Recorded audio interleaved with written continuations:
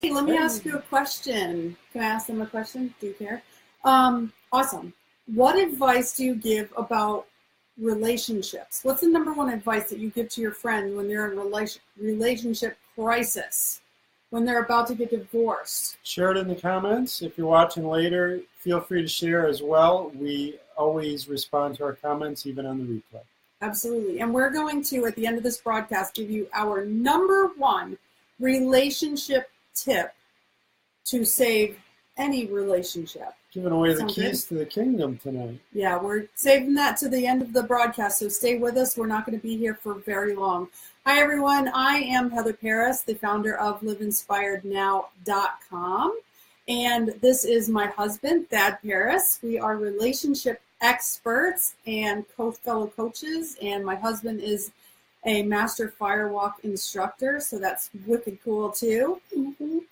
Tonight, we want to give you, besides the relationship advice at the end of this broadcast, tonight we want to give you a free gift. We are going to give everyone who wants one a free coaching session with either myself or Thad, and Thad's going to put that link in the comments, so all you'll have to do is click on that. Again, it's completely free. We are on a mission to help families and relationships improve for the betterment of the world and for kids. And so we want to offer that free gift to you. Let's get started, shall we? Yeah, let's do Sound it. good? Just posting links. Okay, great. Thank you. So welcome to Killing the Cliche. Our cliche that we are killing. I wish I had a knife, a real knife. The cliche that we are killing this evening is, it is what it is. And I freaking hate that crap. Yeah, I'm not a fan. I hate that damn quote, it is what it is. It is what it is feels pretty damn hopeless. And if you've said it is what it is, or you say something like that a lot, you're probably feeling disappointed, hopeless, or like you just don't have a way out of whatever your current situation is. And I want to tell you, we're going to give you some tips tonight to get through situations or events that seem hopeless. But I want to tell you what the phrase should be, how we say it. We don't say it is what it is. We say it is what you make it. What the heck does that even mean? Right? I know. Well, let me ask them. Have you ever been in a situation that seemed utterly, utterly hopeless until you realized that there was actually stuff that you could do? You mean there's stuff you could do even when things seem impossible? Absolutely. Oh. You've been taking acting classes, haven't you? I sound surprised. So let me share a quick story. So I had a client once whose older teenager went to live with his father. And she was completely distraught, like beyond consumed with this, and until she gave into the phrase, it is what it is.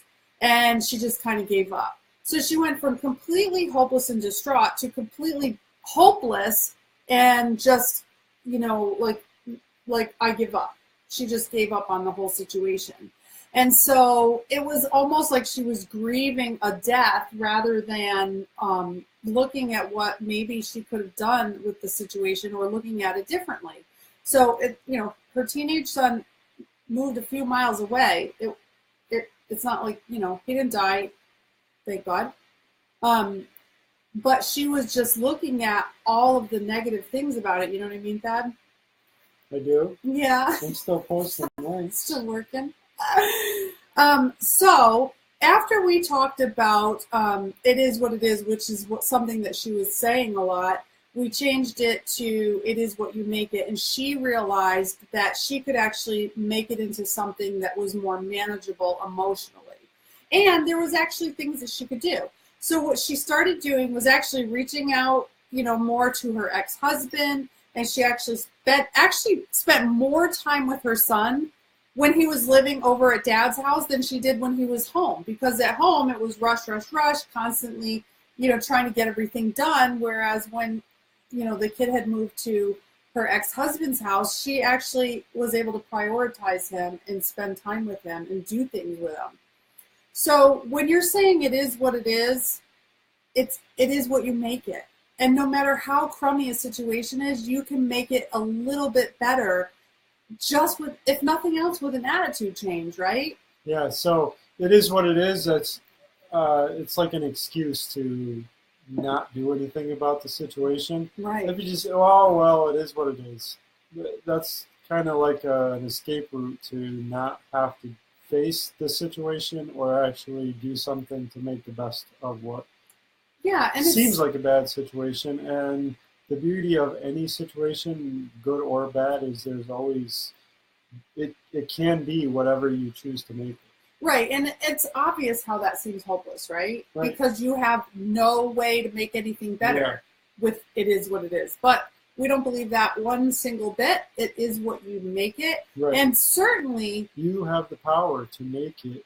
Well, you have the power to make it great, but you also have the power to make it way worse. Oh, and so in that example, it is what it is. It was actually it was worse than it was. You know what I mean? Like she was making it this huge thing because it hurt her feelings that the boy went and lived with dad. But expectations. And that's completely understandable. You know, we're not saying that that's not an understandable thing to be upset about, but you're going to end up like she would have ended up like isolating herself from her kid because she was so content to be mad. Right. Do you know what I mean? So let's go over some tips to get past situations or events that actually feel hopeless and to make it so that you never have to say, it is what it is again.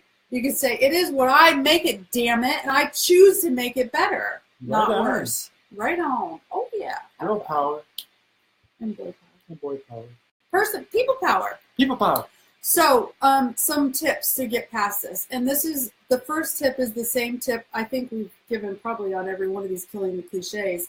And there must be something to that. Right? It is taking personal responsibility. It is exceptionally empowering to take personal responsibility, even for things that you are upset about or things that weren't your fault.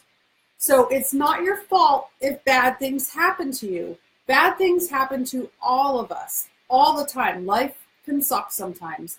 But it is your responsibility. It is your responsibility how you act, how you react, and how you interact with people in your life and situations. So take personal responsibility in every situation and say, right now, what is it that I can do to contribute to this situation being better?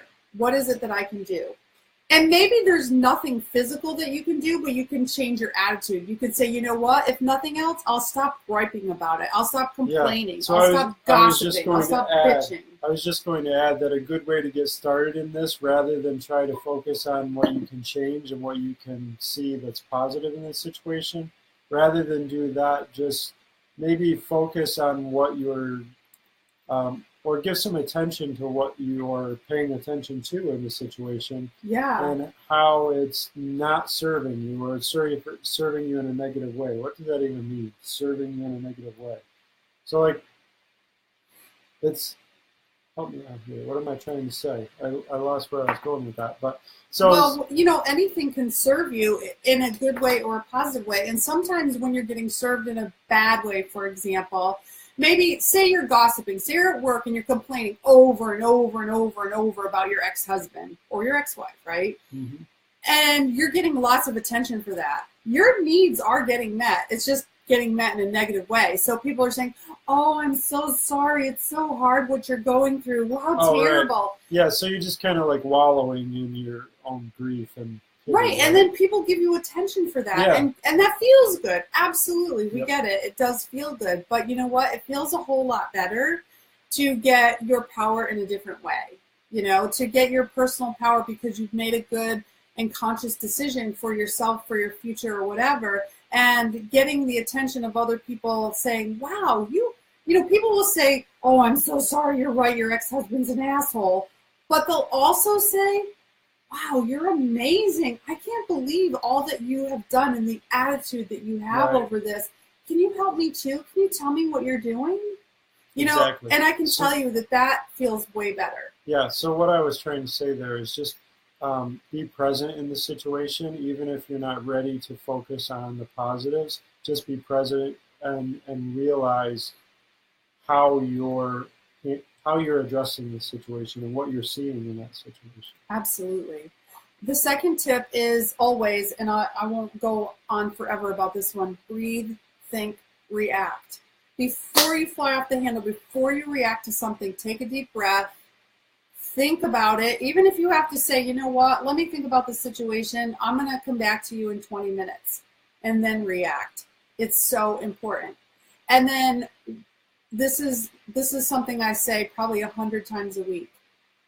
You can change it, you can accept it, or you can leave it. So going back to the example of the client whose son moved in with dad, you can't change that, right? He's old enough to make his own decision. He's safe. Everything's fine. He moved a few miles down the road. Big deal. You can't change that. You can accept it. You absolutely can accept it. Or you can leave it. That's not obviously something you would want to leave. You're not going to give up on your kid. So you can either accept it or you can change it. And you can't change other people. You can never, ever, ever change other people. But you can change your attitude about any given situation, right? So change it, accept it, or leave it. And then how do you do that? Once you've come up with that decision, you make a plan and you make it happen. So make a decision. I'm like, gotta use this hand. Make a decision, make a plan, and make it happen. And sometimes, again, your decision might just be to change your attitude or your behavior about any specific, event or circumstance or whatever that is. And oftentimes that'll be easier to do with a professional, with a coach, like, somebody that can just give you another perspective, somebody who can give you some other way to think about things. And, a decision without a plan is just a wish. Yeah. So you have to have a plan. So I just wanted to highlight that kind of second set of eyes mentality.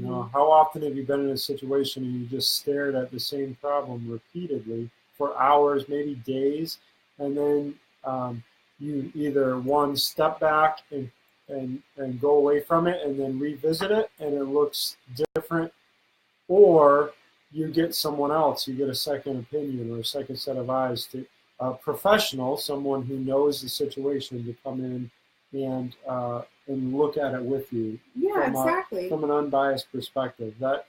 That's huge when that happens. Usually they'll give you the answer, or they'll give you some advice, and it's like one of those aha moments, right? You're like, yeah, oh, that sounds so simple when you say it. Why didn't I think of that? That's one of as a coach, that's one of the number one things that I love, when they go, oh, I didn't even think about it that way. Exactly. I had a client this week that was telling me all this stuff, and she's like, but I shouldn't do it this way, and I shouldn't feel this way, and I'm like, really? Why? Show me the rule book why that's not allowed. Well, I'm anxious. Okay. Is that not completely normal to get anxious given the current situation that she was in, which I won't go into, but it was an anxiety-provoking situation. Totally understandable and okay. Yeah. And so, if you have somebody else to talk to and realize, like, what? The biggest thing I'm guilty here for is being a freaking human. That's it. Oh, well, you were a human. Most people, this whole superhuman bullshit. I fucking hate that. It's like, I gotta be super mom. I gotta be super entrepreneur. I gotta be super wife. And believe me, I do my share of that. Right? Oh, yeah. I do. But I try not to. But we've all got it. Yeah, you're good enough just exactly the way you are. Now, you may want to tweak some things so that you have a better handle on things, absolutely. But you don't have to be super anything. Having emotions is natural and normal. Freaking out and letting your emotions get the best of you is not the healthiest way to handle things. And so working with somebody that can help you gain that emotional stability and resilience is really, really helpful. Mm-hmm. So in anything that you do, I always tell everyone to act kindly, react thoughtfully, and then interact compassionately. Compassion, compassion, compassion.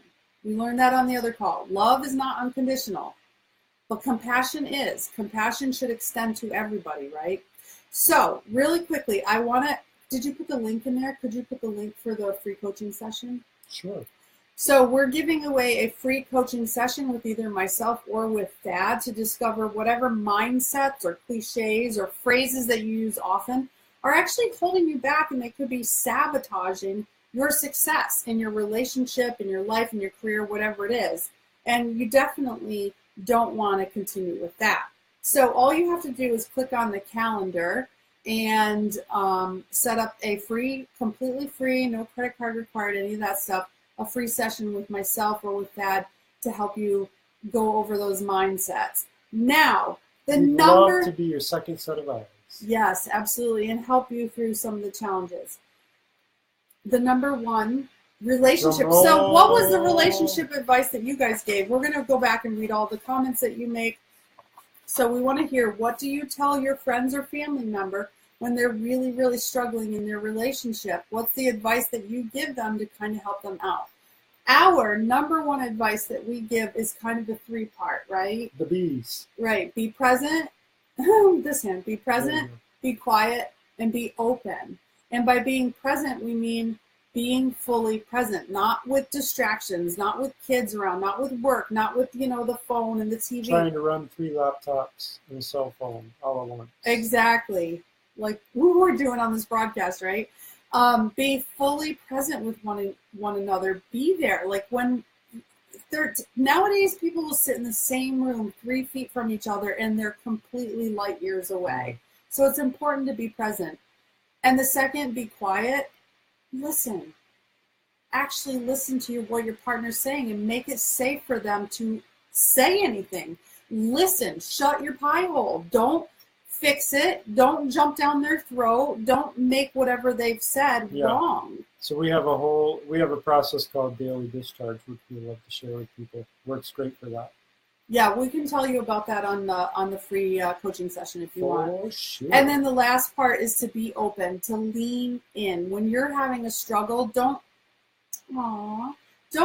lean out and talk to everyone else. Lean in and talk to one another. And if that's not something that you can do right now in your relationship, then I do hope that you'll take us up on this free offer and have a free coaching session. It's not a, hey, let's get on the phone and I'm going to try to sell you something. It's a legit, straight up free coaching call for you. Thad and I are on a mission to help families, and we do that by doing 20% of everything that we do for free. Absolutely. Right? So thank you so much for joining us, Heather and Thad Harris of liveinspirednow.com. Can't wait to read your comments, so be sure to leave them, and feel free to reach out to us anytime. If you're watching this on the replay, the offer is also for you. Have a great, great night. Bye. See ya.